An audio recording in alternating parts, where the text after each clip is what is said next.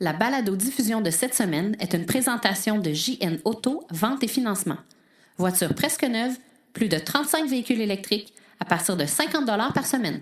C'est maintenant rendu une habitude. Le dernier épisode de l'année, on fait une rétrospective des événements marquants de l'année en cours. Donc en 2019, une foule d'événements sont venus secouer l'univers des véhicules électriques et avec mes 3 invités en studio, on tentera d'en faire le tour et de vous faire découvrir ce qui nous a allumés en 2019 dans le monde de l'électromobilité. Tout ça et bien plus encore dans le 70e de Silence on roule.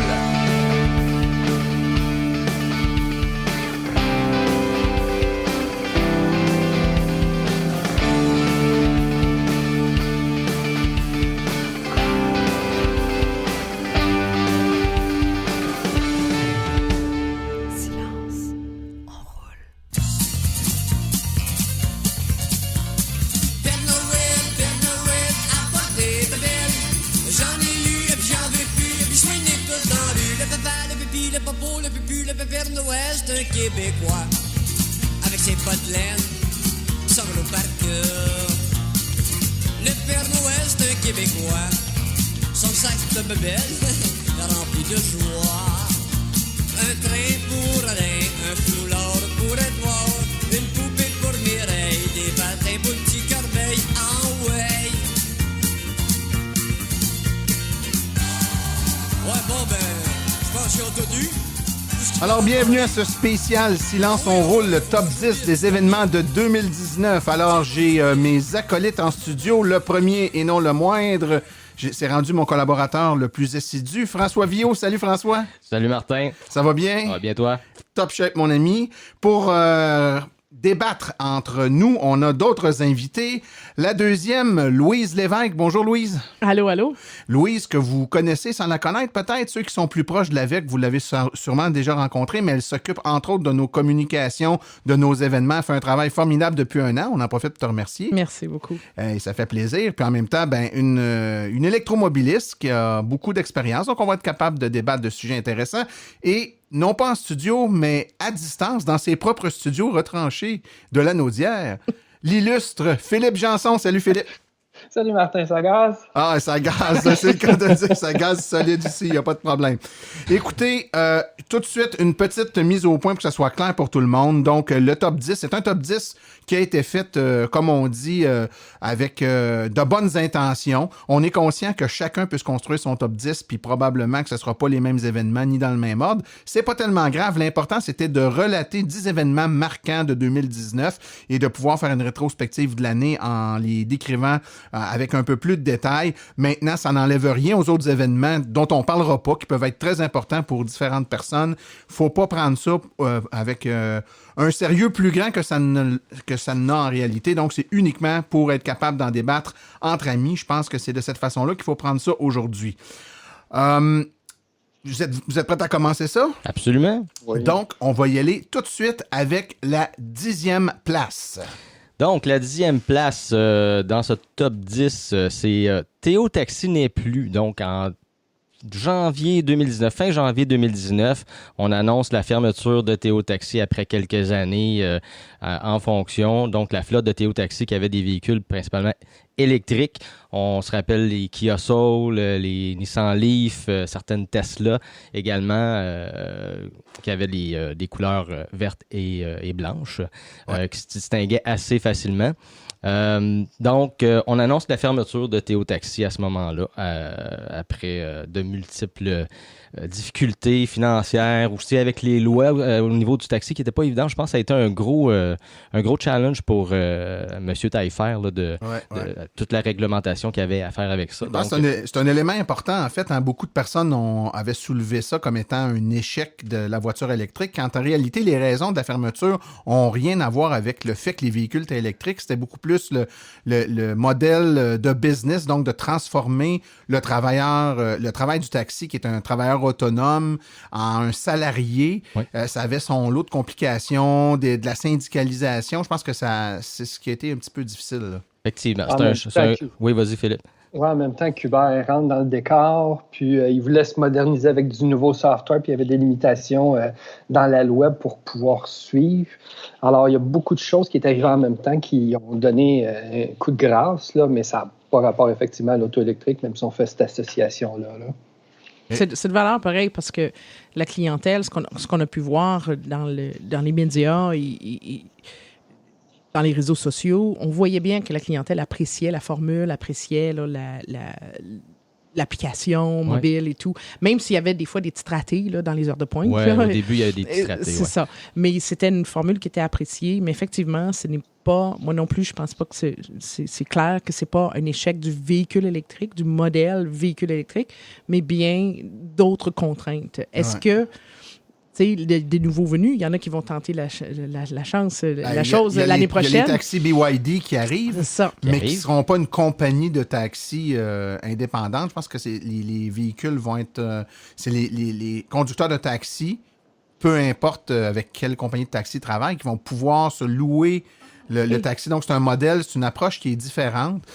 Donc, ils fournissent le taxi avec l'équipement, tout donc, ils rentrent dans le modèle d'affaires actuel au lieu de ils sont plus proches créer un nouveau modèle. Actuel, Et en contrepartie, on a Pierre-Carl Pelado qui a annoncé, qui a fait l'achat de Théo Taxi. Il a fait le rachat. Et aux dernières nouvelles, il repartirait la compagnie, dans le fond, au printemps 2020. Ou été 2020, là, selon ce que j'ai entendu là, dans les dernières nouvelles, à confirmer. Mais bref, ça pourrait être une renaissance de Théo Taxi avec de nouveaux véhicules électriques parce que même si on dit que c'est pas les véhicules électriques qui sont en cause, certains disent que c'est peut-être arrivé 2 à 3 ans trop vite, alors qu'on aurait pu profiter des plus longues autonomies qu'on a sur le marché présentement. Il faut avouer que les taxis, il y avait des Tesla, il y avait des Kia Soul, il y avait des Leaf de première génération. Mettons qu'avec les Kia Soul puis les Leaf particulièrement, je dirais, c'était pas les véhicules idéaux pour de la recharge rapide l'hiver de surcroît. Donc, c'est pas les véhicules qui avaient les plus grandes performances. Il y avait un modèle aussi où ils se chargeaient sur leur borne à eux. Donc, tu laissais le véhicule sur une borne, puis tu sautais dans un deuxième taxi qui, lui, était chargé parce qu'il avait été branché préalablement, puis tu continuais ta route. Donc, une rotation, ça demande plus de véhicules. Ça demande d'avoir ta propre infrastructure de recharge. Donc, c'était quand même... c'était ambitieux, je trouve. Là. Ça demandait un coût initial assez important. Je pense qu'on a tous contribué un peu à ça, sans nécessairement le savoir. Mais oui, effectivement, c'était tout un challenge pour une première. Moi, je pense qu'il faut... Moi, je me rappelle d'une des... Oui, vas-y. Non, Fred, pas Fred, mais Phil, je te vais t'appeler Fred toute la soirée. Fais-toi-en pas. Ah, n'est-ce pas, Fred? Je me rappelle d'une des... Ouais. Hey, c'est qui, ça? Commence donc. Ah, n'est-ce pas, Fred? Ça me dit quoi, ce voix-là? Oui, c'est une voix connue. Oui, moi, je suis un martien. Martin, c'est Daniel, ça. Ouais, c'est ça. Ouais. Oh, arrête, Martin, je vais pogner le fou rire. Vas-y, on t'écoute. Je me rappelle d'une des difficultés que le représentant de Théo nous avait dit, c'est d'avoir des nouveaux permis. Aussi banal que ça peut être, il voulait faire de l'expansion, puis il n'était pas capable d'acquérir des nouveaux permis à Québec, entre autres. Ouais. Donc, ça les a nuits, parce que si tu ne fais pas d'expansion, il faut que tu fasses marcher la roue croissante de cette compagnie-là. Alors, les modèles, d'après moi, c'est tellement pas ça qui a fait l'enjeu. Je me rappelle aussi d'une chose intéressante, c'est qu'il il avait fait disparaître le piton démarrer sur les bornes de recharge, parce que quand il switchait d'un taxi à l'autre, les chauffeurs, des fois, ils oubliaient de peser sur démarrer puis tout ça. Puis je sais pas pour vous, mais moi, ce piton-là, je l'aime tellement pas. Il faut que tu t'attendes à côté de ton auto de 30 secondes, tu pèses dessus. Ça n'a pas de raison technologique d'exister. Ouais.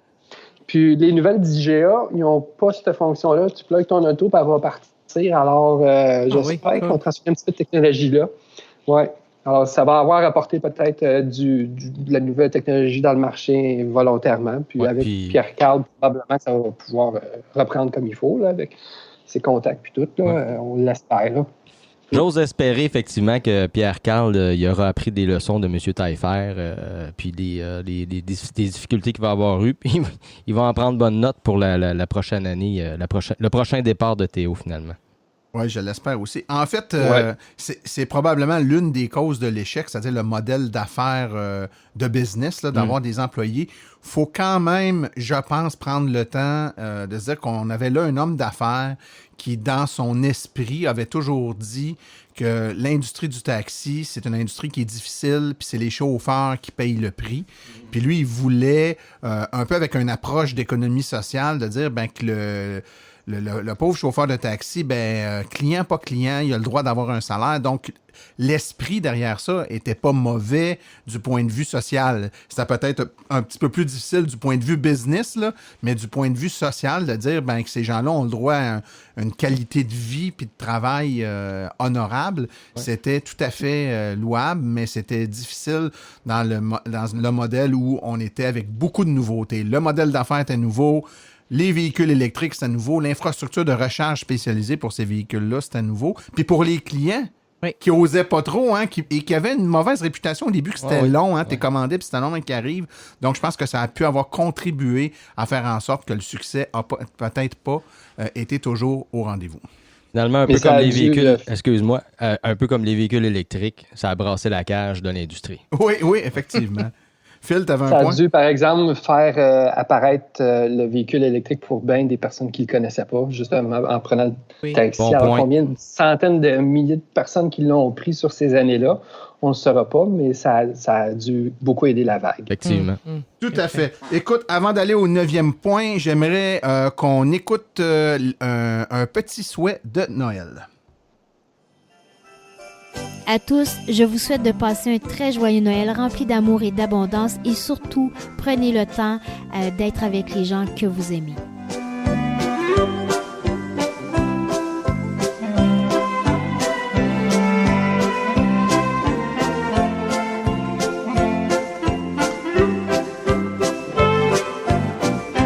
Vous aurez reconnu Mélanie Réaume, qui est notre chroniqueuse là, de VE au féminin.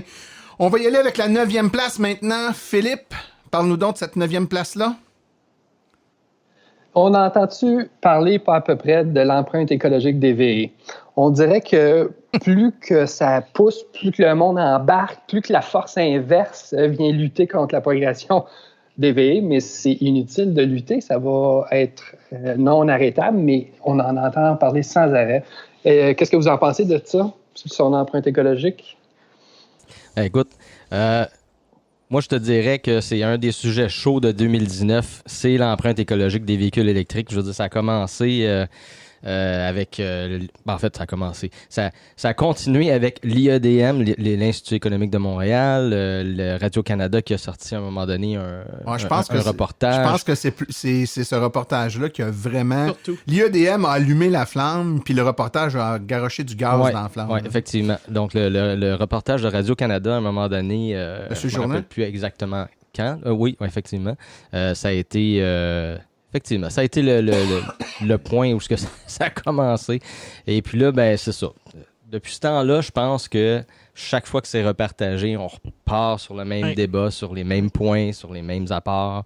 Il y avait déjà des articles qui circulaient, de mois en mois. Moi, je suis abonné à peu près une centaine de pages Facebook là, dans le domaine. Là. Et puis, mais celui-là, il touche près de chez nous parce que il vient d'une organisation média crédible pour nous, Radio-Canada, qui sort des affaires comme ça. Donc, il revient, il refait surface et c'est fatigant. Et c'est difficile d'aller dédire ou contrer ce qui est dit dans... Limites, c'est ça, de faire ça quand c'est dit dans un média crédible comme Radio-Canada. C'est ça qui rendait celui-là plus pénible quand c'est un média obscur d'un autre pays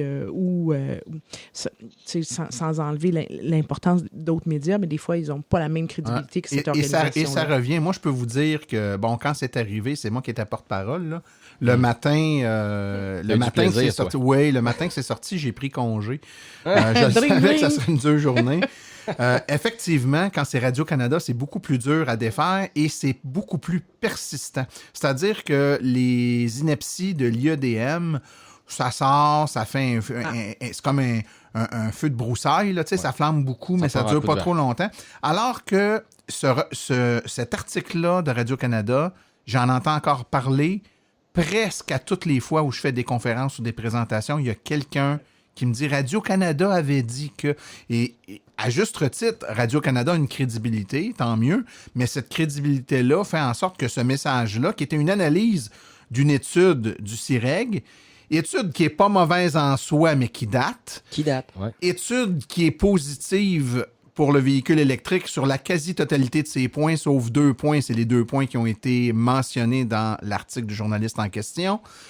Ben là, tu as un article qui est théoriquement crédible dans un média qui est crédible. Et là, nous, il faut arriver puis détricoter ça puis penser que ça va se défendre dans le temps de le dire. C'est pas facile. C'est pas fini. Non, et on en vient qu'à un moment donné à se dire, mais qu'est-ce qu'il essaye de prouver? C'est comme, à un moment donné, c'est comme si quelque chose qui est bon, plutôt que de voir qui est bon, tu dis, ouais, mais sur tel aspect, il est pas bon. Rien n'est parfait, là. On le sait que rien n'est parfait, mais le fait de fabriquer un véhicule électrique, ça pollue, ben oui, c'est sûr, n'a pas à en construire. Ça serait moins polluant à rien faire. Personne ne met ça en question. Mais rouler en véhicule électrique ou rouler en véhicule à essence, il n'y a aucune étude qui démontre, hors de tout doute, que de rouler avec un véhicule électrique, encore plus au Québec, avec une énergie propre comme la nôtre, que ça puisse être plus polluant que de rouler à essence. Fait que là, de vouloir sortir les petites bêtes noires, oui, mais à la sortie de l'usine, l'auto... On le sait, mais il n'y a personne qui sort les autos de l'usine pour les détruire dans les 5 minutes qui suivent. Là, Et tu sais, je fais un parallèle. Si on amène ça par extension, tu sais, cet article-là fait mal, mais vient donner du vent à un autre argument qu'on entend souvent, puis qui c'est celui qui dit que les véhicules électriques, ça ne réglera pas les changements climatiques. Planter des arbres, ça ne réglera pas les changements climatiques. Comme si ça devenait une raison pour ne pas les adopter, parce que ça ne règle pas tout seul le problème. Comme s'il y avait oui, comme s'il y avait juste une solution qu'il fallait trouver pour on le répète souvent, c'est une partie de la solution, mais ce n'est pas la solution, évidemment. Si c'est trop compliqué de trouver une solution, il y a mieux pas chercher. Alors que ça va prendre un paquet de solutions dans un paquet de domaines différents pour pouvoir marcher. Alors, il ne faut pas chercher la perfection, il faut juste trouver ce qui est mieux puis de l'implémenter. Non, ça fait pas de sens de continuer à en entendre parler 7 ans après que les voitures électriques sont sorties. Non, toutes les mêmes mythes. C'est vraiment persistant. C'est pas Radio-Canada, justement, qui ont une équipe, justement, qui enlève les mythes puis qui font des recherches. Oui, ils ont une équipe de ça, mais ils poussent le contraire de l'autre bord. C'est incohérent. Comment ça se fait? Oui, tout à fait. Mais en fait, ils vont nous dire que c'est une question d'interprétation puis d'analyse de l'étude. En fait, effectivement, ils citent l'étude, mais ils citent que certaines parties de l'étude. Puis en ne citant que certaines parties, bien, ça donne l'impression que le message de l'étude, c'est celui-là. Alors que l'étude est très favorable à la voiture électrique. Puis même là, dans les points où elle l'est un peu moins, c'est des aspects sur lesquels, dans les dernières années, il y a eu des gros changements, entre autres, surtout tout l'aspect du recyclage de la batterie, ce qui fait que son empreinte écologique est encore moindre maintenant qu'elle l'était à l'époque. Donc, de continuer à citer cette étude-là, dans ces points les plus négatifs, qui sont déjà maintenant, on le sait, moins négatifs qu'ils l'étaient, c'est un peu tordu. Puis l'étude ne tient pas compte non plus, corrige-moi si je me trompe, mais de la deuxième vie de la batterie, qui fait qu'avant même de la recycler, on va s'en servir comme batterie pour cumuler de l'énergie au niveau des énergies renouvelables. Là, tout à fait. Aujourd'hui, je faisais une présentation dans 2 classes d'élèves du primaire où je parlais de voitures électriques. Et il y a un élève qui m'a parlé de cet article-là. En 6e année du primaire. Là, c'est pour ça, quand on disait tantôt le fait que c'est Radio-Canada, ça a un impact. Regarde, corrige-moi, là, Martin, je pense que c'est la personne la mieux placée pour voir ça là, en tant que porte-parole. Est-ce que les médias ont plus intérêt à avoir des clics sur une... Tu sais, je veux dire, ils ont fait exactement ce qu'ils voulaient faire, c'est-à-dire faire un article qui allait susciter la controverse, d'aller chercher des réactions et tout ça. Puis ça a réussi. Ouais. Donc, mais on s'attend pas à ça de Radio-Canada, honnêtement. Il y a d'autres médias avec lesquels on est plus familier avec ça. Avec ça. C'est ça. Avant d'aller à la 8e place de notre palmarès, je vous demande d'écouter cet autre petit souhait du temps des fêtes. Ici Stéphane Levert. En mon nom et au nom de ma femme Mélanie, mes enfants Jade et Jacob, j'aimerais en profiter pour vous souhaiter un joyeux temps des fêtes avec famille et amis.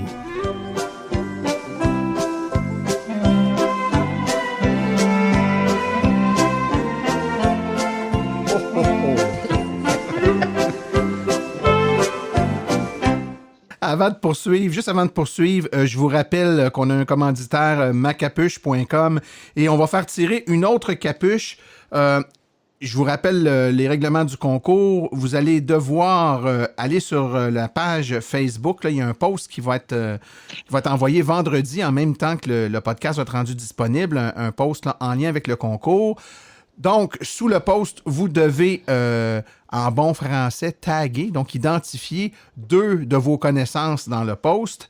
Et le jeudi 9 janvier, parmi tous ceux qui auront participé, on va choisir au hasard un gagnant qu'on va contacter. Donc, jeudi le 9 janvier, il devra, d'une part, me fournir son nom, son adresse pour qu'on puisse lui envoyer le prix qu'il aura, espérons-le, gagné, son modèle de véhicule pour lui envoyer la capuche adaptée à son véhicule, ainsi que le mot de passe. Et le mot de passe, il y a un seul moment où je vais le donner, et c'est maintenant. Ouvrez grand vos oreilles. Le mot de passe est « Joyeuse fête ». Qu'est-ce que j'ai dit, François? Joyeuse fête. Qu'est-ce que t'as entendu, Louise? Joyeuse fête. Phil, ça s'est-tu rendu dans l'anodière? Joyeuse fête. Ah ben tabarouette, je pense que ça va passer. C'est correct. On va donc y aller avec la 8e place de notre palmarès. La parole est à toi, Philippe. Oui, toujours fascinant d'entendre parler des catastrophes qui se passent avec les voitures électriques. Alors, la 8e place, c'est l'explosion impliquant la Kona électrique à Laval. Fascinant parce que, écoute, à chaque fois qu'il se passe une affaire avec une électrique, ça fait le tour de la planète, mais on oublie qu'il y en a 150 voitures essence qui explosent par jour dans le monde.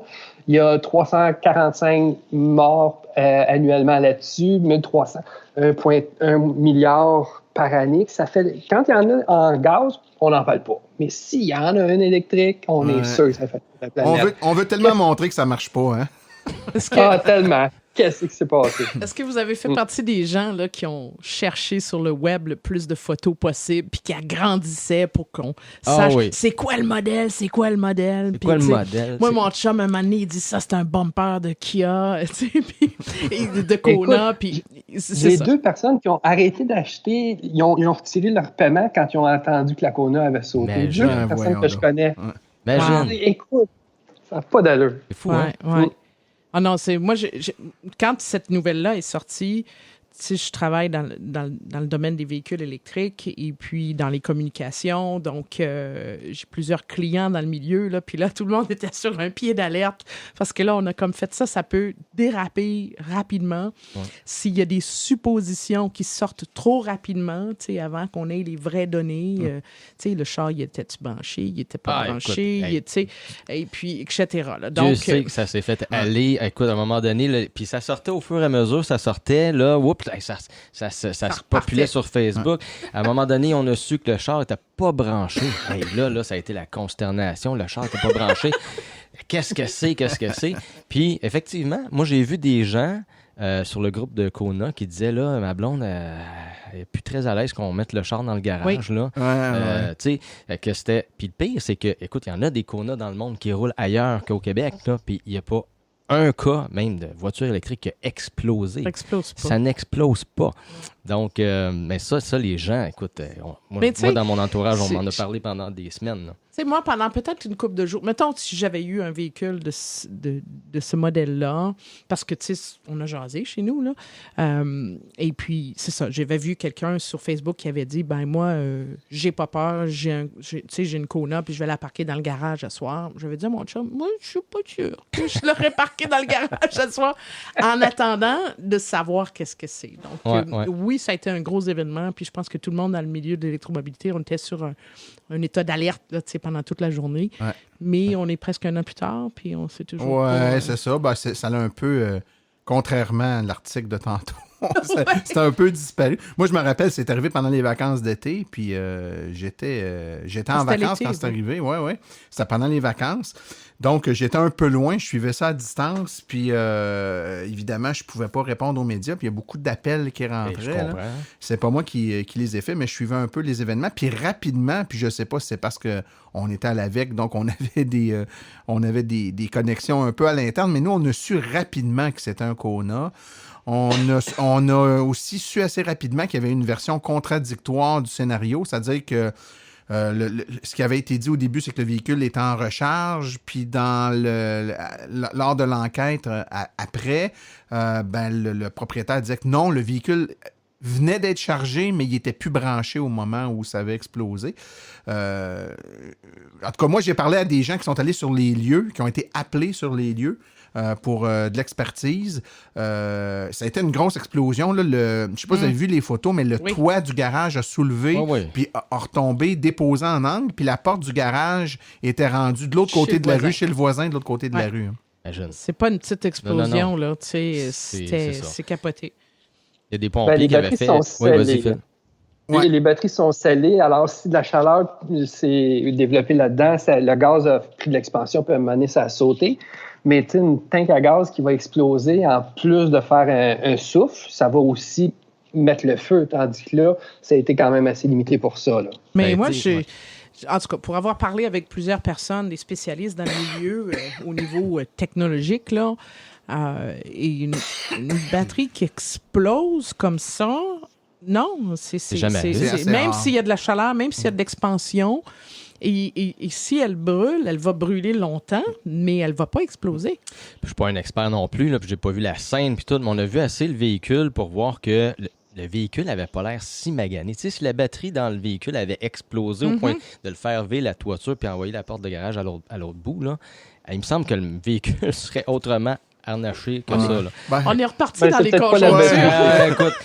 La théorie du complot. Qui a explosé. En tout cas, on n'a pas entendu d'autres nouvelles. C'est tombé comme sous un point mort. Ouais. Puis, ça aussi, je trouve ça un peu spécial. Mais bon, j'imagine qu'un jour, on va avoir des nouvelles. Mais pour l'instant, moi, j'ai pas l'impression que le véhicule électrique... J'ai eu des discussions avec des gens qui travaillent en recherche sur les batteries. Et des batteries lithium-ion peuvent émettre, évidemment c'est scellé, mais lorsqu'elles surchauffent, peuvent émettre des vapeurs d'hydrogène. Bon, l'hydrogène est contenu à l'intérieur des cellules, là, mais dans le cas où, par exemple, c'est très très chaud, ou encore qu'il y a déjà un incendie, c'est-à-dire qu'il y a déjà un feu qui surchauffe, ça pourrait arriver que ces vapeurs d'hydrogène-là, une explosion d'hydrogène, vous le savez, là, on a assez parlé avec les véhicules à hydrogène, là, ça pardonne pas. Et ça a une explosion d'hydrogène, il y a tout dépendant des gaz, là, les gens spécialistes là-dedans pourraient vous l'expliquer, mais tous les gaz ne créent pas des explosions du même type. Donc, il y a certains types de gaz, il appelle ça des gaz propres. Quand ils explosent, il n'y a pas de flamme, c'est juste une poussée. Il y en a d'autres qui vont émettre des vapeurs. Donc, ça va être noir, ça va être noirci. Là, le type d'explosion qu'il y a eu, c'était pas un type d'explosion qu'il y a normalement quand il y a des accélérants, par exemple, comme de l'essence ou quelque chose qui a servi à créer une explosion plus traditionnelle. Donc, est-ce que ça veut dire que c'est nécessairement ça? Donc, des vapeurs d'hydrogène qui auraient explosé? Dur à dire. Chose certaine, peu importe la cause, c'est vraiment anecdotique comme événement. C'est-à-dire que si on prend l'ensemble de véhicules électriques livrés dans la dernière année, ou même les 10 dernières années, le nombre qui a explosé n'est pas très grand. Oui. Il y en a un. Oui, c'est ça. Écoutez, on fait une autre petite pause pour un souhait des fêtes et on revient avec notre numéro 6. Tu veux que je fasse ça dans le micro? Oui. OK. Hey, ici, Monsieur Côté. Je voudrais souhaiter un joyeux Noël et une belle année à tout le monde. Mais spécialement à ceux qui ont des autos électriques.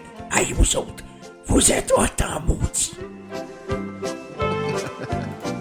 Ah, ça, Monsieur Côté. Joyeux Noël. Joyeux Noël, Monsieur Côté. 6e place, Louise. Qu'est-ce qui a retenu notre attention? Écoute, c'est la popularité, le succès des différents salons de véhicules électriques dans l'année. Il y a eu le Salon de Montréal, le Salon de Québec. Il y a aussi Saint-Hyacinthe cet automne. Donc, on n'a pas les chiffres finaux des visiteurs là, de l'ensemble de tous les événements, mais on sait du moins à Montréal, François, tu m'as dit 26 000? 26 000 visiteurs à Montréal cette année, oui. Moi, j'ai quelques statistiques au niveau des essais de véhicules. Comme vous savez, c'est la VEQ, l'équipe de coordination de la VEQ, ainsi que les nombreux, des dizaines, des douzaines, des centaines de bénévoles de la VEQ qui font des essais pendant ces événements-là.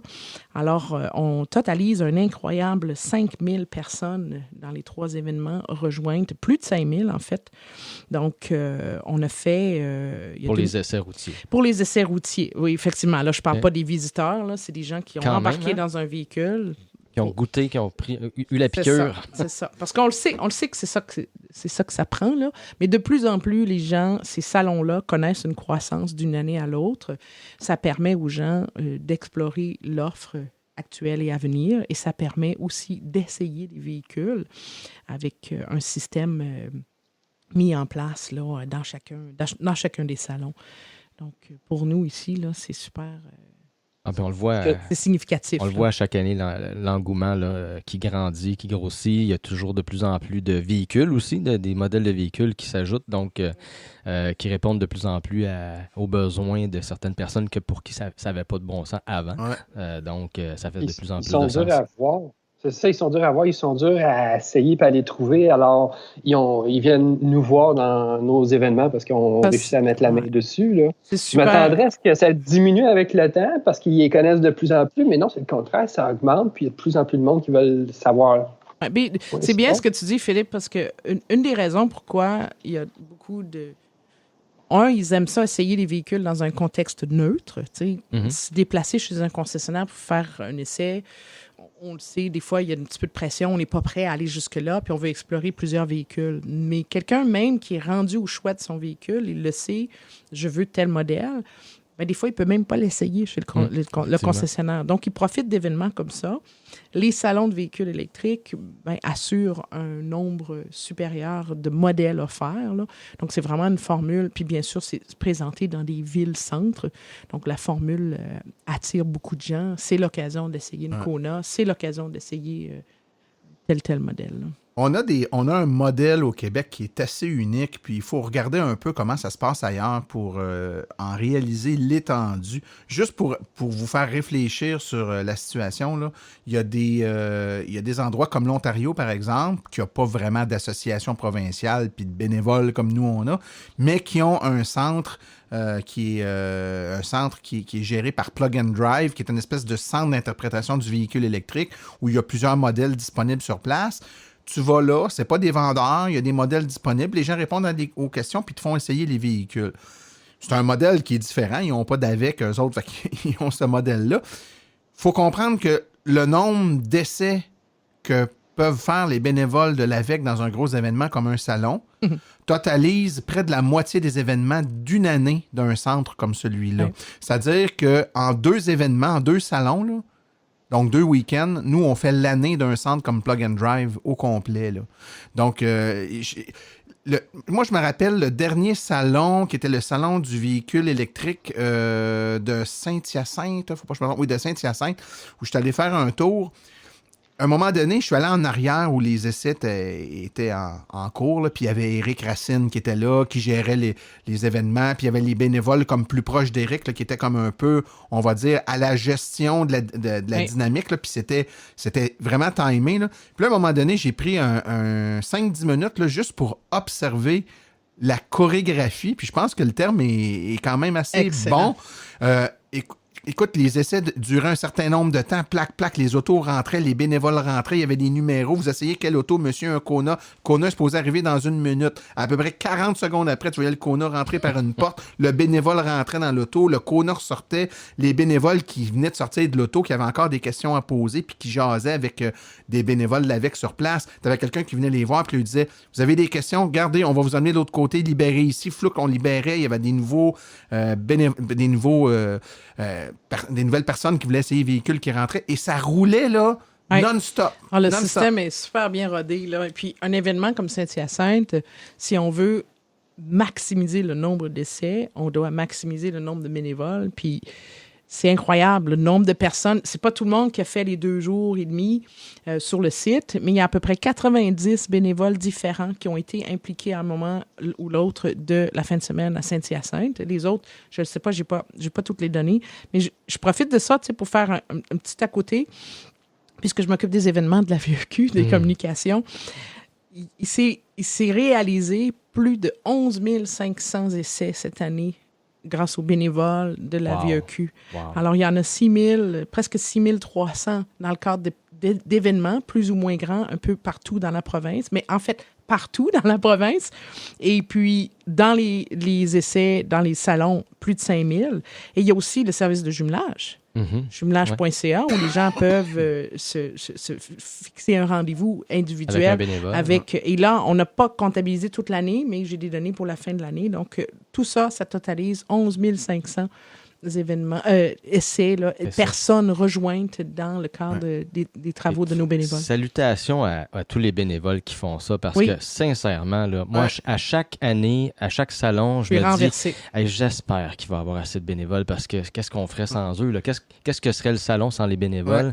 Et puis, à chaque année, je fais comme, wow, tout le monde qui participe, c'est incroyable. Puis, il y a 2 catégories. Hein. On a près de 800 bénévoles au Québec, là, parce qu'on fait des événements aux Îles-de-la-Madeleine, en Gaspésie, on en fait au Saguenay, on en fait partout. Mais dans la grande région de Montréal, si on prend cette région-là, puis le même phénomène est là dans la région de Québec. Tu as Montréal, mais proche, tu as les Laurentides, tu as la Naudière, tu as la Montérégie. Puis, on se rend compte que les mêmes bénévoles font plusieurs régions, plusieurs événements. Il y a un troupeau d'indéfectibles. Là, ceux qu'on voit dans les photos postés après les événement après événement. Là. Philippe en connaît une coupe. Hein? Fred, Fred en est un. Hein? Ah, n'est-ce pas Fred? Ah, n'est-ce pas Fred? Oui, ils reviennent souvent. Puis, dans le fond, il faudrait aussi qu'on en ait plus. Alors, j'aime passer le message en ce moment pour dire embarquer dans l'organisation, parce que ça va juste en augmentant. Puis, comme moi, dans ma région, j'en ai 20 super actifs qui sont toujours là, mais 20, j'en fais 12 événements. Ils ont 12 fins de semaine dans l'été qui perdent. Alors, s'il peut y avoir de la relève, là, ça aiderait, parce qu'il y en a qui sont épuisés. Alors, embarquer, puis c'est juste le fun. Là. Ah oui, on a du fun au bout. Alors, venez-vous-en. Louise, sautons tout de suite. Tantôt, j'ai dit 6e place, mais c'était à la 7e place qu'on vient de faire. Ouais. Là, on est à la 6e place de notre palmarès. Qu'est-ce que c'est, ma chère Louise? Écoute, on suit toujours de près les nouvelles, les annonces de véhicules à venir. Là, j'embarquerai pas dans les concepts d'affaires là, annoncés 2-3 ans là, d'avance. Là, ça m'énerve. Je trouve toujours que c'est un peu une stratégie de retarder là, les choses. Ouais. Mais on a quelques gros joueurs qui ont été annoncés cette année. Donc, c'est ça. Il y a des nouveaux véhicules qui répondent à des besoins qui étaient plus ou moins bien comblés. Et les gens attendent après ça depuis longtemps. Exactement. Ouais. Exactement. Donc, bien sûr, le Ford Mustang Mach-E. Il y en a qui ne veulent pas qu'on dise Mustang en même temps, mais bon. C'est ce qu'ils ont décidé. Ouais. Je commence à m'habituer à son... Ça n'a de Mustang que le nom. C'est ça. Il y a quelques modèles comme aussi la Mini Cooper électrique. Ça, c'est cool comme nouvelle arrivée. J'ai aussi... la Subaru Crosstrek qui semble pas mal confirmée également. Ouais, traction intégrale qui risque d'être plus après abordable finalement. Voilà. Et puis récemment, on m'a également confirmé que... confirmé, en tout cas. Tant que je le vois pas sur le site du constructeur avec un prix ou une date à peu près ou une réservation, je suis toujours un peu plus frileuse. Mais quand même, Toyota RAV4 Prime, un hybride rechargeable, ça semble être quand même assez sérieux. Il est annoncé assez officiellement. Là, moi, j'aurais tendance... C'est ça. Donc, je mettrais un gros 10 qui va arriver. Là. Voilà. Donc, c'est ça. Et puis, cette 6e position, on l'accorderait aux annonces importantes des prochaines. Dans ces annonces-là, vous, messieurs, qu'est-ce qui a retenu votre attention? Phil? C'est un autre point qui est plus loin, là, mais disons qu'on peut compter sur Tesla pour fournir sa Y. Les autres sont indéfectibles. Ben oui. On va pouvoir enfin dire sexy. Sexy. Ouais. ça fait mal. À chaque fois que Tesla rentre, ça fait mal à tout le monde. Puis ça les motive à embarquer dans le game. Toujours après, c'est jamais des leaders, c'est toujours des suiveurs. Mais quand ça sort, ça pousse une vague. Alors là, c'est la vague des SUV qui sont capables de tirer, qui va sortir, puis ça, il était à peu près temps, là, parce que, écoute, les autres, là, ça tire à rien, même la Outlander, moi, personnellement, il me reste un Jeep gros V8, j'ose pas le dire trop fort, mais il faut que je tire une bonne masse, puis Outlander, ça tire pas 5000 livres, donc, qu'est-ce qui compétitionne dans ce marché-là qui est important? Le Y s'en vient. Alors, est-ce que le nouveau RAV4 va pouvoir tirer un petit peu plus? Je ne sais pas, mais avec 50 km d'autonomie, je n'irai pas en Gaspésie avec tirer mon bateau. Est-ce qu'il va y avoir autre chose? J'ai bien hâte de voir ça. Oui, ça fait longtemps, là, tout l'aspect des véhicules un peu plus gros, que ce soit des... appelons ça des camionnettes plus familiales. Ça, c'est une gamme où il y a beaucoup de demandes. Moi, je le vois dans les conférences, en tout cas. Et les véhicules capables de tirer, que ce soit des roulottes, des trailers, des trucs comme ça.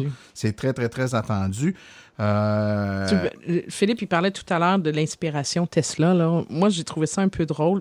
Ça n'enlève rien. Le Ford Mach-E, je le trouve cool. Je trouve que l'offre est intéressante, le prix est intéressant, mais je trouve ça un peu drôle aussi. Même dans la description des différents niveaux, il y a un long range, il y a un standard range. C'est comme, même dans le vocabulaire. On sent l'influence. Il y a une influence, tu dis, c'est plus qu'une influence. Ils se sont inspirés, puis bravo. Oui, bravo de l'avoir fait. Parce Tesla ne demande pas mieux. Ils veulent que les autres les suivent, hein, puis c'est bien correct comme ça. C'est une approche qui est d'ailleurs... Ça aussi, c'est novateur comme approche. Oui, le CEO de BMW puis Porsche, ils ont dit que c'était ceux à imiter et à dépasser. Alors, ils l'ont acknowledge. Excusez mon anglais, mais à cette heure, il rit plus d'eux autres. Ils le voient comme vraiment un gros compétiteur. Là. Ah, tout à fait. Ah ouais. Moi, j'ai tout le temps l'image de Tesla qui court en avant, puis il y a les autres qui essayent de tirer en arrière là, constamment. Mais à un moment donné, ils n'ont comme pas le choix. Il faut qu'ils suivent. Puis moi, je vais toujours voir Tesla comme le leader là-dedans, que si ça n'avait pas été deux autres, où en serait-on aujourd'hui? Sincèrement, je ne le sais pas. Mais moi, je peux vous dire que depuis quelques mois, je roule en Tesla, puis c'est un autre game. Ils sont un petit peu pas mal à l'avance. Ben, mais en passant, même si tu ne parles pas de la voiture, ils ont le supercharger. Alors, n'importe qui veut être sérieux dans la voiture, il va dire, un jour, il va falloir que j'aille à Chicago, à New York ou en Floride. À New York, je l'ai fait avec une BMW i3, là. C'est faisable. Mais à 150 km d'autonomie, c'est plus long. Tandis que Tesla, ils ont un supercharger rapide. Qui d'autre, même la Porsche là, qui rentre, là, qui disent 350 kW, où est-ce qu'ils sont ces bornes? Avant qu'ils soient implémentés au niveau de Tesla, ça ne se fera probablement pas s'ils sont tout seuls et ils ne partagent pas avec d'autres compagnies.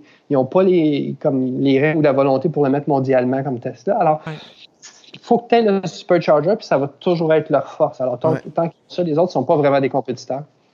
Juste avant de... Je ne sais pas si tu voulais passer à un autre point. Non, c'est bon. C'est ça. On a mentionné surtout les modèles annoncés par les grands constructeurs, mais on n'oublie pas que le Rivian s'en vient tranquillement, le pick-up. Alors, il a suscité beaucoup d'intérêt au cours des derniers mois. Là.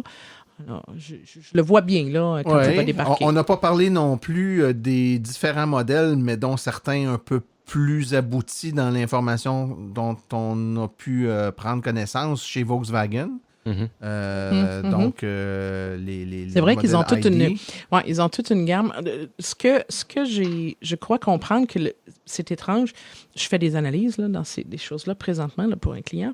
Et puis, le premier ID qui débarquerait, supposément que ce serait le Cross. Bon.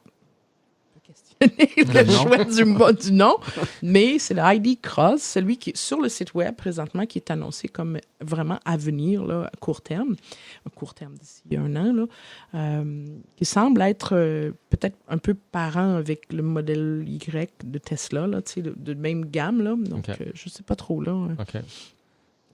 Volkswagen, s'ils veulent faire un malheur, il faut qu'ils sortent le fameux Westphalia. Là. Quand ils vont sortir ça, il y en a une couple qui vont se ficher là-dessus. En partant, toutes les familles qui ont besoin d'un genre de minivan, ils peuvent se faire avec. Puis, tous les voyageurs. Ça va pogner. Et ça a un aspect nostalgique, un aspect un peu... rétro qui est intéressant, qui peut être intéressant. Vintage moderne. C'est ça. Surtout que présentement, c'est beaucoup les boomers qui achètent les chars électriques. Donc... tu vas pouvoir peinturer des fleurs dessus puis te faire remarquer quand tu vas aller ailleurs. Oui, moi, je suis un martien. Les compagnies de rap vont faire des gros sous. Écoutez, on va faire une petite pause pour permettre à nos commanditaires de se faire connaître un peu. Puis on vous revient tout de suite après pour les 5 dernières places de notre palmarès des 10 événements marquants dans le monde de l'électromobilité pour 2019. Ah, n'est-ce pas, Fred?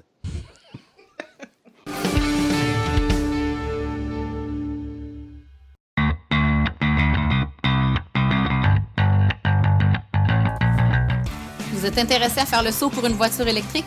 Vous considérez choisir une voiture d'occasion? Rendez-vous chez JN Auto. Avec plus de 35 modèles presque neufs en stock, c'est définitivement le chef de file lorsque vient le temps de vous procurer un véhicule électrique. En plus des prix déjà très compétitifs, JN Auto offre un rabais exclusif aux membres hors de l'Association des véhicules électriques du Québec. Une réduction supplémentaire de 299 $ plus taxes sur le prix affiché au financement d'un véhicule entièrement électrique ou hybride rechargeable. Consultez notre liste de voitures au www.jnauto.com. Téléphonez-nous au 1-888-821-3084 ou rendez-vous directement en succursale au 317 route 116 à Richmond, en Estrie. JN Auto, choix, qualité et service après-vente irréprochable depuis 35 ans.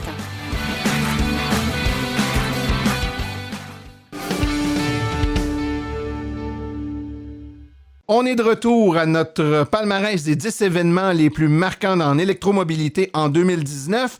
On est déjà rendu à la 5e place. Phil, qu'est-ce qui a retenu notre attention?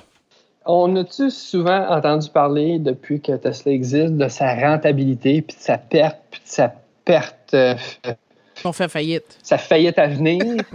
Ça doit faire 11 ans qu'on en entend parler, puis c'est drôle parce que ça, c'est un sujet qui n'a pas rapport au char. Puis ça a rapport à... faut que tu connaisses la finance. Puis ceux qui se prononcent là-dessus, ils peuvent connaître les autos, quand même à gaz, un petit peu les autos électriques, mais ils connaissent rarement la finance. Puis là, quand l'action descend, ils disent « Ah, ils vont faire faillite, j'achèterai pas de Tesla ».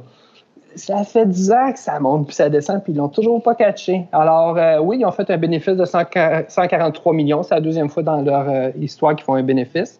C'est pas leur priorité. Puis, à partir de maintenant, ils disent qu'ils vont en faire parce qu'ils ont un bon volume, mais c'est pas du tout leur objectif. Ouais, le modèle d'affaires de Tesla est basé, faut se le rappeler, pendant des années, ils ont vendu des voitures qui étaient essentiellement des voitures un peu plus de luxe. Hein, on ne se le cachera pas. Les modèles S, les modèles X qui coûtaient là, quelque chose entre 80 et 100 000, mettons. Peut-être un peu moins cher pour certains modèles, là, plus petits.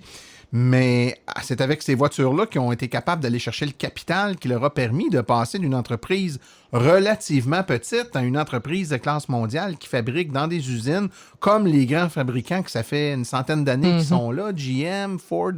Donc, juste le passage de « nous n'existons pas » à « nous produisons des milliers de voitures par semaine », il n'y a aucun autre manufacturier qui a fait ça dans un délai si court. Puis pour être capable de le faire, c'est pas juste la technologie, c'est aussi le financement.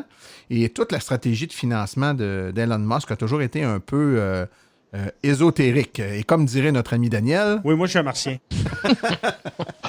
Donc, c'est un peu complexe. Donc, il y a des entreprises qui servent à en financer d'autres. Tu sais, notre ami Elon, là, il est en train de faire des projets avec ses fusées, là. Tu sais, où il envoie des fusées dans l'espace, lancer des satellites, puis les fusées reviennent sur la Terre, puis ils reprennent une deuxième fois. On n'en parle pas beaucoup de ça, mais c'est tout aussi révolutionnaire que le reste de ce qu'il a fait. Puis son but avoué de faire ça, c'est de ramasser les capitaux avec les satellites, parce que c'est des systèmes d'Internet là, par satellite. Puis l'argent qu'il fait avec ça, c'est pour financer les voyages sur Mars. Là. Lui, il s'en va sur Mars. Donc, avec une entreprise, avec un plan de match, ben, il finance un deuxième plan de match. Donc, ça a été comme ça depuis le début. Fait que c'est dur à suivre pour des banquiers puis des gens qui sont habitués de juste regarder des colonnes de chiffres, je pense. Effectivement. Mais même c'est plutôt le contraire, parce que ceux qui regardent les colonnes de chiffres, ils regardent deux choses. Ils regardent s'il y a des ventes, puis la marge de profit. Puis tu regardes Tesla, ils ont des ventes incroyables. Ils sont absolument pas capables de livrer. On ne parle pas d'autres compagnies qui avaient de la misère à livrer, comme, je me rappellerai plus de son nom, mais une start-up qui est partie en Californie en même temps qu'eux autres qui ne livraient pas. Puis la marge de profit est plus grosse que les Ford et les GM. Ils font 20% par voiture vendue. Alors, juste ça, c'est une compagnie qui fait de l'argent comme ça, pas d'allure. La seule différence avec une autre compagnie, c'est qu'ils sont partis de rien, puis ils veulent grossir à une vitesse faramineuse. Donc, ils investissent tout dans le R&D au lieu de faire comme les autres compagnies, puis donner des ristournes à leurs actionnaires. Alors, sa vision n'est pas la même. Il veut juste exploser, grandir rapidement, puis ils ont dépassé GM, ils ont dépassé énormément de compagnies, en fait, capitalisation boursière, parce que son objectif est différent. Oui, puis tu vois, c'est ça, j'allais apporter ce point-là, c'est que dans le sens que à chaque fois qu'ils pognent une vitesse de croisière, tu sais, quand les modèles S, tout a été comme mis en place, puis ça roulait bien. Tiens, on sort le modèle X, puis là, ben, ça crunch parce que là, il y a beaucoup d'R&D, il y a des petits problèmes d'enfance d'un nouveau modèle, il part ça. Après ça, bon, sort la modèle 3. Ouf, ça, c'est également, tu sais, même chose. Il reste pas assis sur ses lauriers à dire, OK, j'ai un véhicule qui fonctionne bien. Il est toujours en train de réinvestir. Et là, le modèle 3 est en train de prendre sa vitesse de croisière. Hein. C'est un des véhicules les plus... parmi les véhicules électriques, les modèles disponibles actuellement, c'est de loin le plus gros vendeur. Alors, pour une compagnie qui est toujours sur le point de la faillite...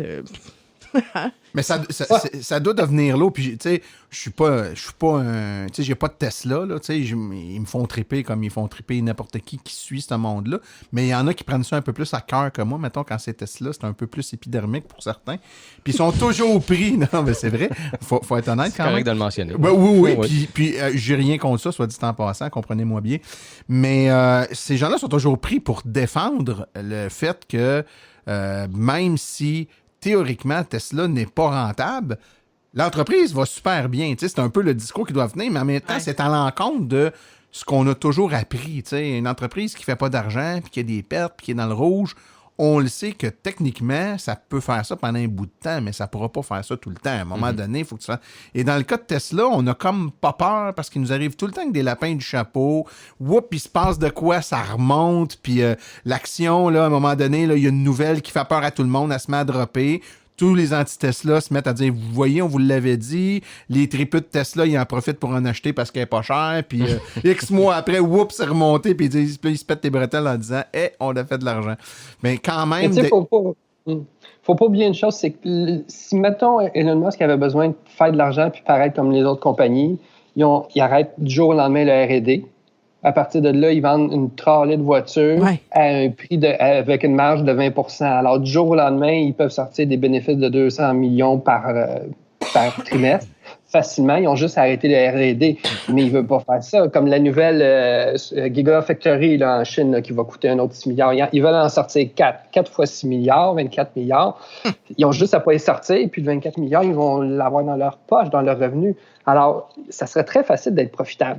Puis c'est pour ça que le monde qui sont à la bourse, ils continuent à acheter des actions de Tesla. Les professionnels, je parle, ils continuent à acheter des actions de Tesla parce qu'ils savent que c'est de même que ça marche. Ils ne se laissent pas influencer comme les profanes dans ce milieu-là, là, où c'est qui disent, là, ils font pas d'argent, ils sortent dans le rouge, genre, ils n'ont pas d'argent.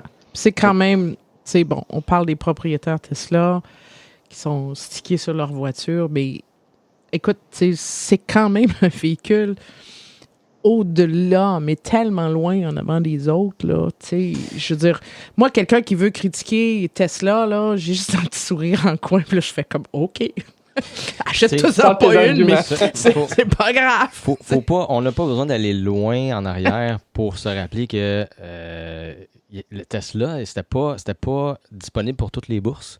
Non, t'sais, c'est vrai. C'est vrai. Model 3 est arrivé il n'y a pas si longtemps. C'est encore un peu vrai aussi. Puis c'est vrai, ça, je le disais à mon chum dernièrement. On s'est acheté une Tesla, puis on se la paye à deux. J'ai pas les moyens de me payer ça. Là, Et puis, c'est pas à la portée des bourses de tout le monde. Comme, en fait, tu sais, la Standard Range, là, elle se vend quand même genre 55 000, si on veut, là, mais comme bien des véhicules électriques, même un véhicule de 55 000 $, c'est pas à la portée de tout le monde. Effectivement. Ça, il faut le reconnaître. Là, c'est correct. C'est pour ça que, aujourd'hui, plus on en achète, plus il y a un marché de l'usager qui se crée derrière. Exact. Tu sais, on a vendu notre Bolt pour la Tesla. Ouais. Un jour, je vais vendre ma Spark, ça va en faire une autre sur le marché, etc. Tout à fait. etc.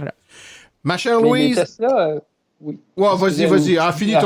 Finis ton idée, Phil. Faut toujours comparer dans sa catégorie. Alors, quand la S est sortie, c'était à 90 000, mais dans sa catégorie, on parle des A7 puis de ce type-là. C'était pas cher. Là, on parle de la modèle 3 à 55 000. Sa catégorie, c'est pas une Corolla. Là. Non, quelqu'un qui a un char qui fait 0 à 100 en 5 secondes, t'as une Mustang qui coûte à peu près ça, 50-60 000. Alors, sauf que tu payes pas le gaz. Un bon point. Puis, on sait que la Model 3 surpasse les ventes de tous les véhicules dans sa catégorie. Fait que c'est effectivement. Ouais, même les véhicules à gaz. Effectivement, oui. Louise, on est maintenant rendu, crois-le ou non, à la 4e place. On s'approche tranquillement de la première place de notre palmarès. quelle est cette 4e place? Eh bien, cette année, ça a bougé beaucoup du côté du déploiement de bornes de recharge, notamment des BRCC. On en veut partout. Alors, il s'est ajouté beaucoup de BRCC tout au long de nos routes au Québec. On en est très contents. Et pour nous, c'est un élément marquant. On espère que ça va continuer. Il y a également, en plus du circuit électrique, il y a aussi du côté de Petro-Canada qu'il y a des choses qui bougent. Côté d'IGA, c'est ça, IGA, j'allais dire, et IGA également. Ce que j'aime beaucoup aussi, c'est la nouvelle formule de multi-BRCC. Oui. Pas juste une, 2 ou 3, 2 ou 4. Ils les mettent 2 ou 4. Alors, pour moi, c'est un game changer. Plus on va en avoir, mieux ce sera. Et puis, je pense que c'est un élément marquant de 2019. Oui. J'ai pris un respect. T'as-tu quelque chose à dire, Martin? Ouais, je pourrais en dire beaucoup. Mais en fait, simplement dire peut-être en partant qu'il faut juste se rappeler qu'il y a quelque temps, 1 an ou un petit peu plus, on a une loi qui a été passée qui a permis de changer la façon dont Hydro-Québec pouvait disposer de l'argent pour installer des bornes. Oui. Donc, aller jusqu'à il n'y a pas tellement longtemps, devait absolument trouver des partenaires qui payaient la moitié de l'installation de la borne, là, qui remontait à quelque chose entre 30 et 40 000 là, pour la moitié de l'installation. Ça a bien été au début avec quelques propriétaires corporatifs qui étaient sensibles à la cause, mais ça devenait de plus en plus difficile. Là, le fait que c'est considéré comme de l'équipement qui appartient à Hydro-Québec, puis ils reçoivent les sous, donc basés sur les hausses de vente d'électricité dû au fait qu'on a des autos électriques. Tu sais, il faut comprendre que c'est pas l'argent qu'on met dans la BRCC qui paye la BRCC, c'est l'électricité qu'on met 365 jours par année dans notre auto, qui représente quelques 350 $ ou à peu près. À 100 000 voitures sur les routes, c'est 35 millions de profits supplémentaires. Excellent. C'est cet argent-là qui sert à payer les bornes, de pouvoir être capable de l'extraire, de l'isoler, puis de le donner au circuit électrique pour être capable d'installer les bornes de façon autonome. Évidemment, il faut quand même trouver un partenaire qui accepte qu'on mette la borne sur son terrain puis qui accepte les servitudes nécessaires, mais ça a accéléré, ça a facilité beaucoup, contrairement à avant. On devait trouver quelqu'un qui accepte non seulement de nous laisser l'installer, mais d'en payer la moitié des... Écoute, je me souviens des temps où on célébrait presque le soir venu chaque nouvelle BRCC qui était mise en fonction. Ouais. Là. Écoute, moi, j'ai assisté au premier... la première BRCC, là, j'avais fait... Oh non, OK, c'était peut-être pas la première d'abord. Ouais. C'était à Masquinongé. J'étais partie de Saint-Léon-de-Standon. J'avais monté C'était dans les premières, effectivement. C'est ça, c'était dans les toutes premières. Mais cela étant dit, il y a une chose, c'est qu'on remarque que c'est super, il y a un beau développement. Mais ce développement-là, on le voit autant... Jadis, on était bien garni sur la rive nord, le long de la 40, avec des BRCC, puis que la 20 était moins bien garnie. D'ailleurs, c'est quand j'ai commencé à rouler électrique que je me suis mise à prendre la 40. Mais là, aujourd'hui, moi, je suis basée à Trois-Rivières. J'ai une Spark. Ma fille prend souvent ma Spark. Et des fois, pour aller à Québec... Pas une Tesla, toi? Oui, j'ai aussi une Tesla. Non. Mais tu sais, la Tesla, c'est... Tu joues dans les extrêmes. C'est ça. Je joue dans les extrêmes. Mais des fois, elle part de Trois-Rivières, puis elle passe par la rive sud pour aller à Québec. À cause des bornes qui sont beaucoup plus faciles à gérer. Elle dit, il y a beaucoup plus d'endroits. J'ai un plan A, un plan B, un plan C, un plan D. Ouais. Et j'arrive, puis c'est 2 bornes, tu sais, 4 bornes. J'ai beaucoup plus d'options. J'aime mieux... T'as moins de risque d'avoir de l'attente. Puis là, vous savez, la Spark, ben, tu sais, il faut arrêter à toutes les heures, là, tu sais. Mais t'arrêtes pas longtemps. Ouais, pas longtemps, mais... T'arrêtes pas longtemps, tu sais. Mais voilà, c'est un constat. Je pense que ça a été le premier corridor électrique qu'on l'appelait, hein, la 40. Oui, c'est ça. 4 ou 5 bornes. Ouais. Puis aujourd'hui, c'est effectivement celui qui... Il y a la bande double à Donnacona qui a été ajoutée dernièrement, qui fait du bien un peu, mais il y a encore là, une petite zone, là. C'est ça. Ouais, Trois-Rivières, moi, je m'en fous des membres. Des BRCC à Trois-Rivières. Mais bon, effectivement, Trois-Rivières, on est bien. On est bien gardé. Avec les BRCC qui sont ajoutés, moi, je dirais, le taux d'utilisation a dû exploser avec les nouveaux véhicules électriques qu'on a maintenant, aujourd'hui. Les gens achètent des plus gros véhicules, pas des plus gros véhicules, mais des véhicules avec une plus grosse capacité, parce qu'il y en a beaucoup, il y en a besoin. Donc, ils doivent se promener, soit des personnes qui sont sur la route souvent ou qui travaillent sur la route. Donc, le taux d'utilisation de ces bornes-là explose et je pense que le circuit électrique, en tout cas, semble suivre la tendance. Là. Une chance. Oui, parce que c'était ma prochaine question, justement. Tu sais, moi, je suis là depuis 2014, puis on n'avait pas beaucoup de bornes. À cette heure, on en a plus, mais de votre point de vue, là, je ne sais pas si vous partagez le même, mais moi, j'attends pas plus ou moins qu'en 2014 que j'attendais. C'est à peu près équivalent. Ouais. Alors, il y a plus de bornes, il y a plus de monde, mais l'attente n'est pas plus. C'est juste qu'il y en a partout, là, t'en cherches moins. Il y a des endroits plus sensibles, je te dirais, tu sais, que moi, je vais pas nécessairement, mais qu'on le voit sortir sur les réseaux sociaux, tu sais, comme des endroits sensibles comme l'étape, par exemple, là, où tu sais, il y en a qui ont juste pas le choix de s'arrêter. À Québec, c'est là, plus névralgique. Le CA Québec, là, j'ai déjà été parqué là, derrière 4 voitures, Deschambault, c'était l'enfer. Il y a eu Drummondville à un moment donné qui revenait tout le temps. J'y retournais même plus, là, c'était trop fou.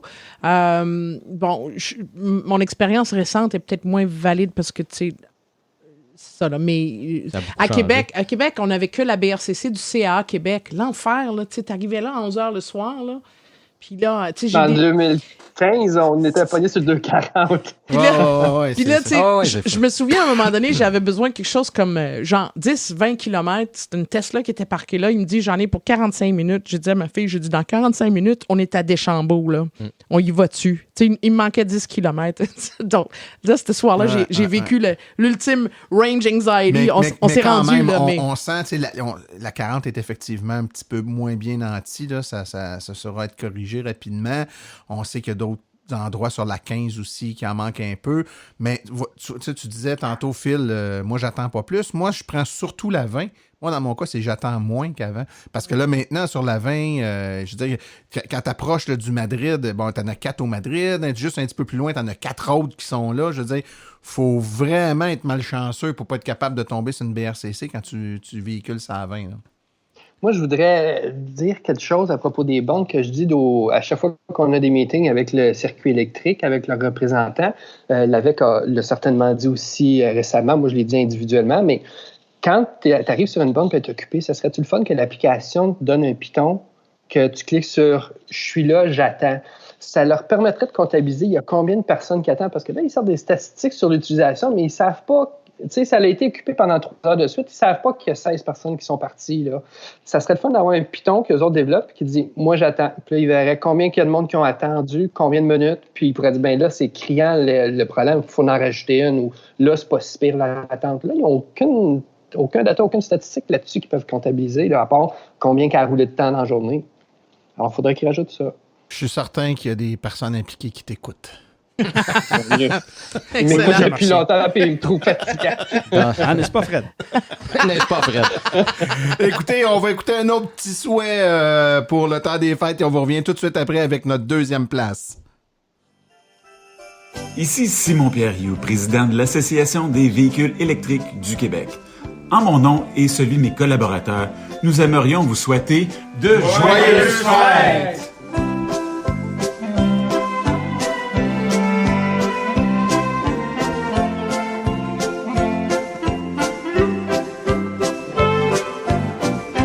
Il va falloir que je lâche la boisson parce que je saute des étapes. Moi, là, on est en 3e place, on n'est pas en 2e place. Donc, la 3e place, mon cher François, quelle est-elle? Bon, eh bien, 2019, ça a été aussi le manque criant d'inventaire chez les concessionnaires. On dirait que c'est quelque chose qui revient, mais cette année, je pense que c'est pire que pire parce que, bon, il y a eu beaucoup de demandes de nouveaux véhicules qui étaient très attendus. Et puis, ces véhicules-là, ben entre 6, 8 et 12 mois d'attente, là, les gens, c'est comme, ils en peuvent plus. Là. Tu peux dire non disponible. Aussi bien dire non disponible. Il y a eu bien des cas où, je veux dire, Tesla est arrivé à la rescousse avec la Model 3. Je pense qu'il y a beaucoup de gens qui se sont tannés de certains modèles et qui sont clairement allés vers celui qui était disponible. Ça a été le même cas aussi pour la Bolt, mais la Bolt qui était un peu plus vieux modèle, mais qui était encore très bien vendu et qui était en inventaire avec beaucoup d'autonomie. Donc, tu sais, quand on arrive dans les véhicules à haute autonomie, c'est bien, c'est abordable. C'est plus abordable que ça l'était, mais ça prend de la disponibilité. Là, présentement, c'est tout sauf ça, là, ce qu'on voit. le manque d'inventaire, là, ça sonne à mes oreilles, la loi zéro émission. Ça a-tu assez dedans ou ça n'a rien fait? C'est supposé d'être progressif, moi, de ce que j'avais entendu parler. Au début, c'était très, très lent. Et puis, à un certain moment donné, avec le nombre de crédits que les véhicules devaient avoir, que les concessionnaires, les constructeurs devaient avoir accumulés, ça devait avoir plus dedans. Ouais. Mais, selon moi, c'est encore vraiment, vraiment trop... c'est trop moi, ça me désole tellement. Là, des fois, je viens un peu choqué carrément. Là, les annonces des véhicules, c'est comme quand la e-Golf est rentrée, il y en a comme rentré 60 au pays. Là, bon, j'exagère peut-être un peu, mais à peine. C'est ça. Alors, puis après ça, il n'y en a plus eu. Là, et c'est la même chose, quand bien les véhicules, bon, les raisons semblent être diverses, là, mais c'est un problème. Ils annoncent, ils tardent à sortir le véhicule, puis une fois qu'il est sorti, ben, on en reçoit 10. Là, moi, ça me choque parce que après ça, on nous dit qu'il n'y a pas de demande. On nous dit qu'il y a 1 ou 2 ou 3% des véhicules qui se vendent. Là, oui, mais si tu avais de l'inventaire pour répondre à toute la demande, je t'assure, il y en aurait 15%, peut-être 20%. Dire que l'association des concessionnaires disait qu'avant la loi zéro émission, disait que le problème, c'était qu'il n'y avait pas de demande. Donc, mettez-nous pas une loi zéro émission, il n'y en a pas de demande. Boy, c'est pas tout à fait le cas. Ben, on a eu des ventes qui ont été quand même exceptionnelles cet été, malgré un manque flagrant de disponibilité. Oui. Qu'est-ce que ça aurait été si on avait eu de la disponibilité? C'est-à-dire que la courbe exponentielle s'est maintenue, voire accélérée pendant une période où on manquait de véhicules. Parce qu'on achète des modèles 3. Moi, je suis convaincu que si la disponibilité était là, avant la fin de l'année, on aurait atteint notre fameux 100 000 véhicules électriques. Je suis sûr qu'on l'aurait atteint. Parce que présentement, on n'est pas loin dépasser le 60 000. On est peut-être dans les 70 000 ou pas loin, là. Puis malgré le fait qu'il manque de véhicules. Donc, moi, j'ai des gens au salon qui venaient me voir là, à Saint-Hyacinthe. Ils ne voulaient pas voir les véhicules, ils voulaient l'acheter, mais ils me demandaient... Connaissez-vous des concessionnaires qui en ont plus où on pourrait aller? Ouais. Regarde, j'ai dans le cadre de Branchez-vous, on avait rencontré des concessionnaires, puis il y en a qui, OK, on participe, là, mais sauf que j'ai une liste d'attente, là, grosse de même. Là. Et puis ils nous disaient, on voudrait garder un véhicule d'essai. Là. On veut garder un démonstrateur pour que les gens puissent au moins essayer le véhicule. Mais il arrive un client, il veut acheter le véhicule, il se choque après moi. Il se choque après moi parce que je veux pas y vendre. Parce que je lui dis, non, il faut que je le garde comme démonstrateur. Je veux faire des essais, puis j'ai de la misère à me mettre la main sur un véhicule. Donc, il dit, je suis obligé de le vendre. Donc, tu sais, un peu plus tôt que pour les essais, on disait qu'il n'y en a pas chez les concessionnaires. Ils ne peuvent pas les garder. Le client va se choquer après lui. Il ne veut pas lui vendre. N'oubliez pas une chose, c'est que s'il n'y a pas d'inventaire, il y a aussi que quand il en rentre une, ils n'ont pas besoin de faire des bons prix. Non. Il vend au gros prix, puis quelqu'un va l'acheter, c'est sûr. Ouais. Là, il ne donnera pas une casquette avec le char. Alors, la demande est super forte. Ils n'ont pas d'inventaire. Puis, malgré tout ça, puis les consommateurs payent le gros prix, puis malgré tout ça, ils n'arrivent pas à fournir. Alors, tu vois que c'est totalement faux quand ils disent qu'il n'y a pas de demande. C'est choquant. Il y a des listes d'attente partout. Ouais. Je ne vois pas comment ils pourraient nous expliquer qu'il n'y a pas de demande. Hein. L'explication qu'on entend le plus souvent, puis bon, il y en a qui prennent avec un grain de sel. Je ne suis pas assez connaissante dans le milieu, là, mais il semblerait qu'il peut y avoir un certain entonnoir au niveau de la fabrication des batteries. L'industrie de fabrication des batteries, il n'y a pas 100 entreprises qui en fabriquent. Tesla les fabrique eux-mêmes, mais d'autres véhicules, tu sais, comme les Kia puis les Hyundai, ils ont des fournisseurs qui fournissent les batteries, puis il y a plein de monde en même temps qui commandent des batteries, le temps que ces usines-là se mettent à les produire. Ça, c'est une explication que j'entendais déjà il y a 2 ans. Mm-hmm. Donc, c'est valable. Donc, est-ce que c'est juste un manque de volonté des constructeurs ou est-ce que c'est un problème d'approvisionnement ou autre chose? Je sais pas. Tu sais, quand ils ont sorti Elon Musk a parlé de sa Gigafactory à 6 milliards là, que Panasonic embarquait dedans, tout le monde a dit il n'y a pas l'argent, ça sert à quoi de faire une affaire aussi grosse, c'est des mesures, puis ça. Puis là, il a dit moi, j'en veux pas une, j'en veux 40. Ça, il avait dit ça il y a comme 5 ans de ça. Ben, sur les autres constructeurs qui disent il n'y a pas de batterie, ben, pourquoi il y a 5 ans, tu n'as pas dit je vais en faire des usines? Ouais. Là, BMW va en partir une usine, Volkswagen va en partir une qui va être prête dans 3-4 ans. C'est votre vision, le problème. vous n'avez pas de vision, vous n'avez pas de batterie. Puis là, vous dites, OK, c'est parce qu'il n'y a pas de demande, j'aime autant paraître mieux pour ça. Ouais. On se demande si par moment, il n'était pas en mode c'est une vague, puis ça va passer, ça vaut pas la peine d'investir, puis de se virer, de s'équiper. Tu sais, quand tu veux faire de quoi, là, ben, tu t'équipes et tu te prépares en conséquence de vers où tu t'en vas. Avait-il vraiment l'intention d'aller dans cette direction-là? Je pense qu'ils pensaient que ça pourrait être une mode, puis là, ils sont comme pognés dans la vague, puis ils n'auront plus le choix. Là. Puis c'est bien pas à dire, c'est des excellents véhicules. Là. J'ai vu la nouvelle Kia Soul. Super écœurante. J'ai vu la Niro, super écœurante, mais essaye de te mettre la main dessus. Là. Et là, ces concessionnaires-là qui n'ont pas de véhicules à vendre commencent à vendre des Tesla neuves. Que dire de ça? Plusieurs concessionnaires qui annoncent des Tesla neuves. Évidemment, la question c'est, mais ont-ils le droit? La réponse c'est toléré ici, ça ne l'est pas aux États-Unis. L'autre question, c'est leur maison mère. Approuve-t-il ça? La réponse, c'est clairement non. C'est quel est l'avantage de l'acheter là? Ben, c'est qu'ils peuvent faire des ventes par accommodation, ce que fait pas Tesla. C'est-à-dire qu'ils vont te racheter, tu arrives là avec une Corolla, ben, ils vont te faire une vente par accommodation. Donc, il pourrait y avoir certains avantages, oui, pour le consommateur de le faire comme ça, mais pour le concessionnaire, lui, quel est son avantage? C'est un message fort. Quand un de tes franchisés commence à vendre des voitures d'un concurrent parce que sa voiture électrique, à lui, il n'y en a pas en stock à vendre. Moi, je pense que ça commence à être un message très fort par l'absurde. Oui, parce que je pense que les concessionnaires ne demandent que ça. Moi, tous ceux que je parle puis qui sont moindrement pro-véhicules électriques, ils sont de plus en plus d'ailleurs, ne demandent que ça, des véhicules électriques en inventaire. Mais parce que leurs clients leur demandent aussi. Leurs clients arrivent puis leur demandent. C'est choquant pour eux autres de revirer tout le monde. Je connais des gens, là, des concessionnaires, des vendeurs, au moins une fois par jour, il y a un client qui rentre qui veut un véhicule électrique. C'est quand même beaucoup, là. Mais tu sais, mets-toi dans la peau d'un concessionnaire là, qui aurait, mettons, 60 personnes qui est sur une liste d'attente pour la Soul, là. Ça veut dire qu'ils peuvent, d'un clin d'œil, là, faire, mettons, qu'ils feraient 2000 $ par voiture. Là. En un clin d'œil, ils font 2000 fois 60. Ils veulent les vendre, ils ne demandent qu'à ça parce qu'ils ont des listes d'attente. Tandis que d'autres modèles à gaz, il faut qu'ils fassent venir un inventaire. Ils font venir 300 Corolla, puis là, dans l'année, ils vont les vendre. Mais pendant ce temps-là, c'est eux autres qui absorbent les frais d'intérêt sur l'inventaire, puis tout ça. Tandis que les listes d'attente, ça part tout de suite. Là. C'est clair, c'est un bon modèle. Écoutez, là, c'est vrai qu'on s'en va à la 2e place. Avant d'y aller, notre dernier souhait des fêtes. Bonjour tout le monde, ici Pierre Tadros. Je veux vous souhaiter un joyeux Noël et une année 2020 toute électrisante. Au cours des prochains mois, nous aurons l'occasion de partager beaucoup d'informations sur les voitures électriques et les hybrides rechargeables. Encore une fois, je veux vous souhaiter de très joyeuses fêtes et je vous dis à bientôt. Bon, 2e place, c'est vrai. François, on approche de la 1re place.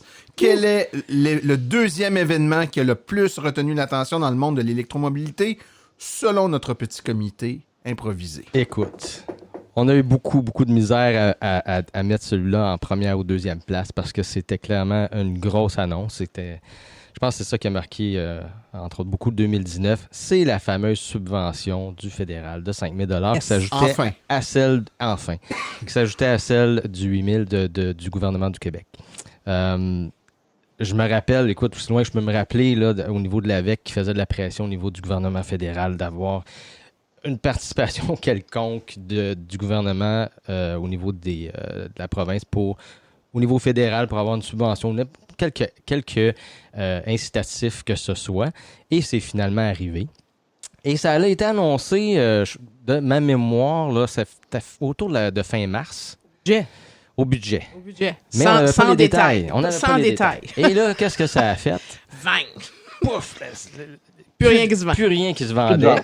Et là, on s'est dit, bon, il va se passer quelque chose, ils vont l'annoncer, ça va s'éclaircir dans les prochains jours, prochaines semaines. Mais non, ça a pris au moins un mois. Pendant un mois, il n'y avait rien qui bougeait chez les concessionnaires. Il y en a qui étaient, même pour prendre livraison, qui ont annulé. Ils ont dit non, moi j'attends. Alors, ça a été finalement début mai où ça s'est éclairci et que Tesla n'était pas dans la game à ce moment-là. Parce que... J'avais oublié ça. Ouais. Il y avait... Donc, pour rappeler, il fallait avoir un véhicule dans la gamme de véhicules qu'on offrait qui était en bas de 45 000 et pour avoir ensuite droit aux 5 000 jusqu'à 55 000 au niveau dans la même gamme de véhicules avec les options. Ouais, et là, en fait, quand ça a sorti, il y a à peu près... il n'y avait pas grand véhicule qui se conformait, là, tu sais, ça passait d'un effectivement. Là, c'est là qu'on a vu tous les constructeurs s'ajuster. Il y en a qui ont juste baissé le prix en dessous. Juste en dessous. Il y en a qui ont joué aussi avec les frais de transport, les équipements et tout ça, pour se qualifier. Et finalement, après quelques semaines, là, tout le monde était bien déçu pour la Model 3, mais finalement... Tesla s'est ajusté également. Eux autres qui ont joué pour vrai, là. On peut débattre de l'éthique du geste. Moi, j'ai trouvé ça fort. Je pense que c'était legit comme défense. C'est sûr que quelqu'un viendra me voir et me dit... Parce que ce modèle-là est encore disponible, là, le modèle de Tesla Model 3 à 150 km d'autonomie. Juste pour que les gens sachent, ils ont créé un modèle virtuel à 150 km d'autonomie. Si jamais tu l'achètes, tu ne pourras jamais le faire upgrader pour ajouter des kilomètres. Donc, ils te disent, il est là, tu peux l'acheter, mais tu devrais vraiment pas l'acheter. Et là, la question qui tue, c'est est-ce qu'il y a quelqu'un qui a acheté ce modèle-là avec cette autonomie-là? En tout cas, bref, finalement, pour offrir le modèle SR+, qui est autour de 54, c'était quelques $1000. C'est ça, juste en bas de 55. Qui se qualifie à la subvention. Et là, qui s'est vendu... c'était fair play. D'après moi, c'était fair play. Toi, t'aimes beaucoup Tesla. Ouais, un petit peu. Mais tu sais, je les aime tous. Mais c'est correct. Ça permet que les plus petits modèles de Tesla soient rendus disponibles au public. Ça a vraiment fait exploser les ventes. Une chance, parce que honnêtement, quelles auraient été les ventes de véhicules au Québec si Tesla n'avait pas fait ça? Parce qu'il n'y en avait juste pas là, en inventaire là, des autres véhicules. Il n'y en a pas eu beaucoup, en tout cas. Donc... Mais tu sais, il y a plusieurs personnes qui ont quand même... C'est pas... la limitation du fédéral fait qu'en haut d'un certain montant, tu n'y as plus accès. Là. Et puis, ça n'empêche pas là, les gens de s'acheter des véhicules électriques pareil, mais pour certaines personnes, puis c'est correct. Moi, 108 000 $, j'aurais pas acheté mon véhicule. Mais le 5 000, ça me dérangeait pas de ne pas l'avoir. C'est correct. Là, c'est fair play. Là. Oui, c'est une subvention. Hein? C'est-à-dire que normalement, avant qu'elle arrive, les autos sont là quand même, puis tu peux l'acheter au plein prix. C'est que là, tu te trouves à l'acheter en bas du plein prix. Maintenant, beaucoup de personnes avaient peur que ça allait un effet, que les manufacturiers étaient pour garder les prix hauts compte tenu des subventions. Puis dans les faits, en tout cas, au moment de l'arrivée de la subvention, c'était l'inverse qui s'est produit.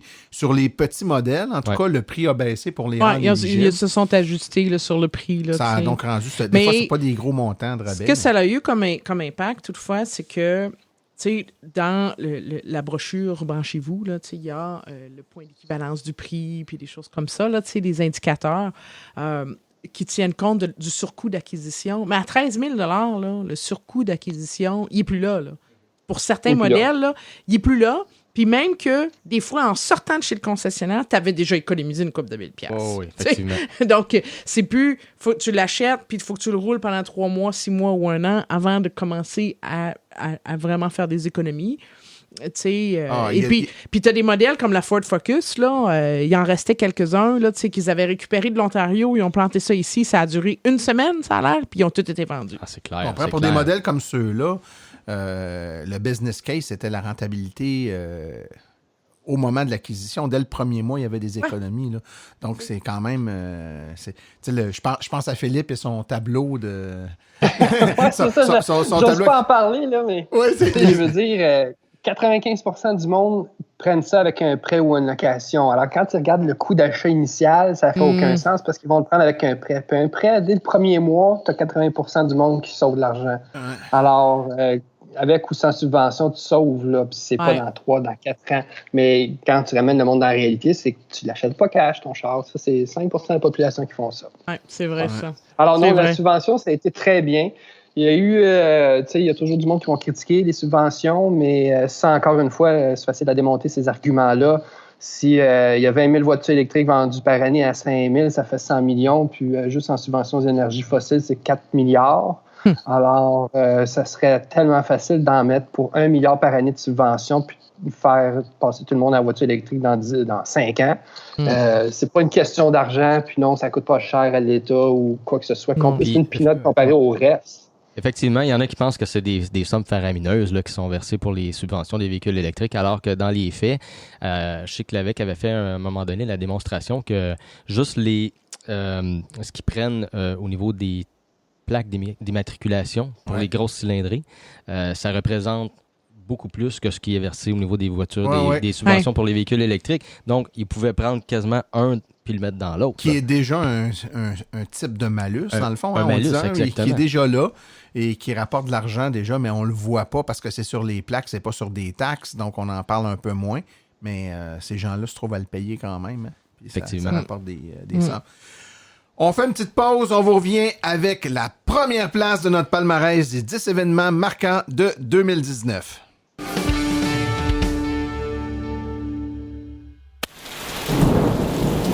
Quand vous rechargez votre véhicule, protégez votre prise contre les intempéries comme la pluie et la neige.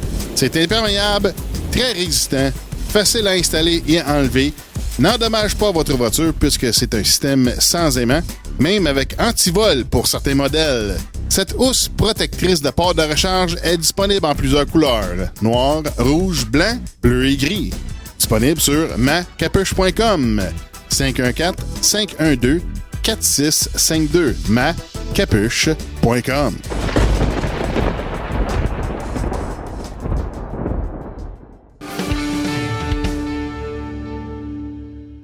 Nous voilà de retour et maintenant, la première place, mon cher Phil, à toi l'honneur. C'est incontestablement la grande nouvelle de Tesla, le Cybertruck, qui a tellement fait parler pour toutes les raisons possibles. Oh my God!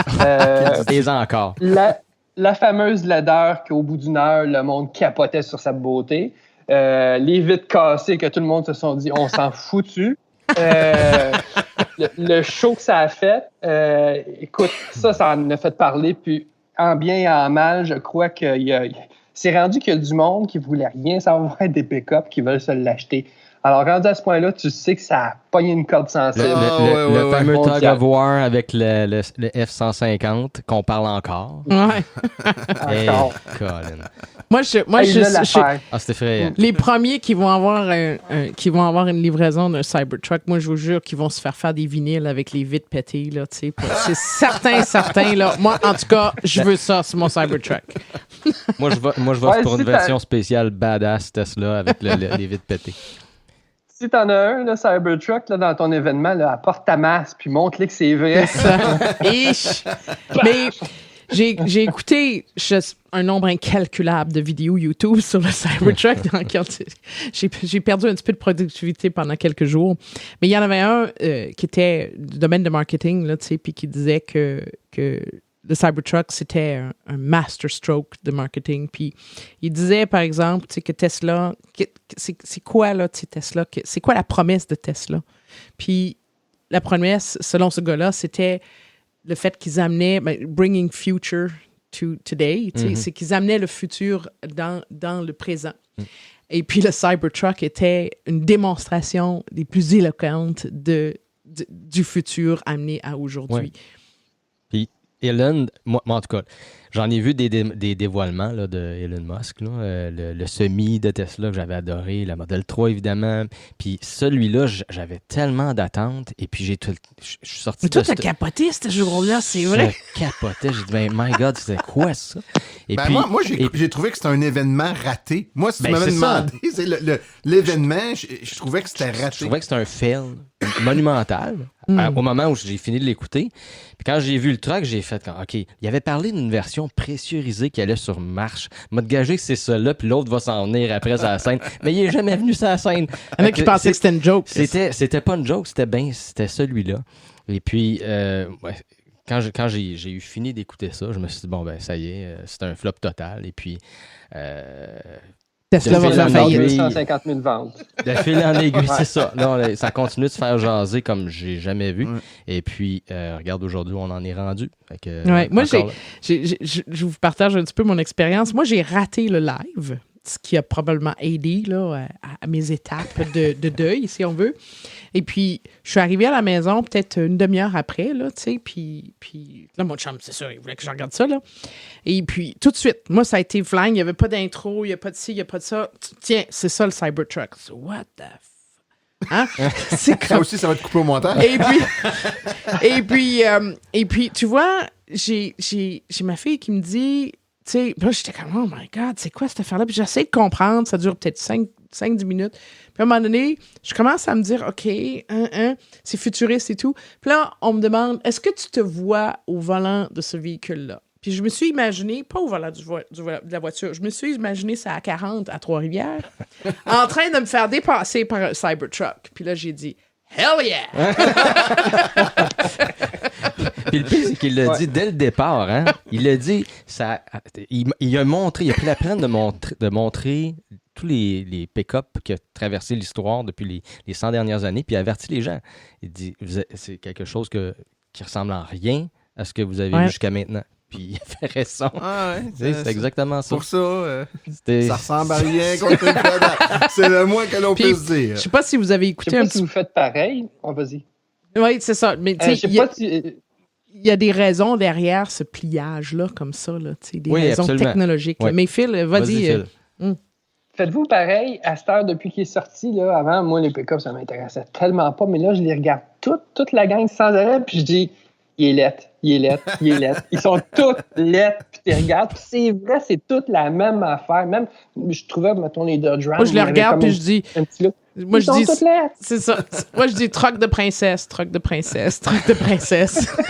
Mais comme Louise disait, effectivement, j'ai lu après... Tu sais, le moment où ça a changé dans mon esprit, là, c'est un article qui est sorti sur Inside EV. C'est une personne qui parlait... Tu t'en rappelles? Il parlait de la raison, toutes les raisons du pourquoi de ce truck-là, comment il était fait. Et c'est là que j'ai catché, parce que ça, c'est drôle, hein? Et là, il a-tu fait exprès de ne pas en mentionner plus de détails dans son dévoilement? Peut-être, mais ça m'a échappé, tellement qu'on était comme éblouis, là. La structure du camion, c'est la carrosserie. Ouais. Donc, il n'y a pas de cadre, contrairement l'exosquelette, à l'exosquelette. Et c'est le même type de fabrication qu'ils utilisent pour les avions furtifs, pour sauver du poids, pour la solidité. Puis là, j'ai fait comme, OK, c'est vraiment une première. Là, puis il a été joué dans les coins, là, si on peut dire, juste pour ça. Là. J'ai fait comme, OK, là, je comprends pourquoi que ça... En tout cas, j'ai hâte de voir le premier Cybertruck live. Ouais. Et je vais pouvoir dire, Louise, what the frunk? What the frunk? Mais, avec un beau rap militaire, quelque chose. Tu vas faire peur au monde Phil, des stationnements avec ça. Est-ce que tu as commandé un Cybertruck, Phil? J'ai mis mon nom. Un autre. Il n'y a pas juste toi autour de la table ici, Phil. Ça t'a pas coupable. Moi, j'ai toujours mon GV8 qu'il faut que je me débarrasse. Voilà. Alors, rendu là, on va voir ce que ça donne. Pour pis-aller, je peux vendre probablement ma place 2000$. Ouais, c'est ça. Parce que j'ai été un des premiers. Là. Excellent. Ouais. Si on revient en terminant sur l'événement comme tel, tantôt vous avez dit d'entrée de jeu le fait que bon il y a eu des fails, là, je veux dire les vitres puis tout ça. Comment vous avez réagi à ça? Ça vous inspire pas? Est-ce que ça vous a inspiré un manque de préparation ou au contraire, vous vous dites peut-être même c'était stagé, ça a vraiment fait. Ça a fait jaser, là. C'est ça. Au début, moi j'ai fait comme oh my god, j'ai eu un malaise là pendant que c'est arrivé. Puis c'est pas mal ça que ça a fait dans ma tête. En plus, ils l'ont fait 2 fois, là. Tu sais, ils se rasseyent une deuxième fois. Ils n'ont pas appris du premier coup. Aïe, aïe. En tout cas, peu il faut importe admettre que les vitres, tu t'attends pas à ce que les vitres soient résistantes à tout. Alors, il y a pas, tu sais, sa porte de truck n'a pas poqué. Ça a marché, cette affaire-là. Il disait que la tôle était solide. Mais les vitres, c'était résistant.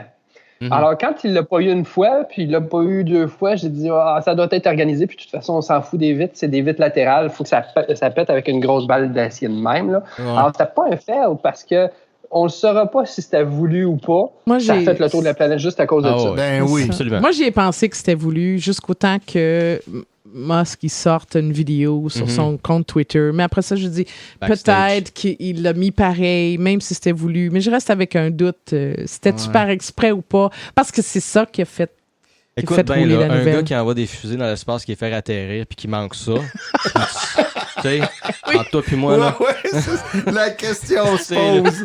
La question se pose. Écoutez, messieurs, dames, le temps file méga vite, puis je voudrais quand même prendre le temps de vous remercier de l'exercice à laquelle vous vous êtes prêtés aujourd'hui. Je pense qu'on a réussi à faire le tour de 10 points assez intéressants, puis nos auditeurs pourront nous laisser des commentaires. Vous êtes toujours les bienvenus à nous écrire, que ce soit sur la page Facebook ou encore m'écrire à martin@silenceonroule.com.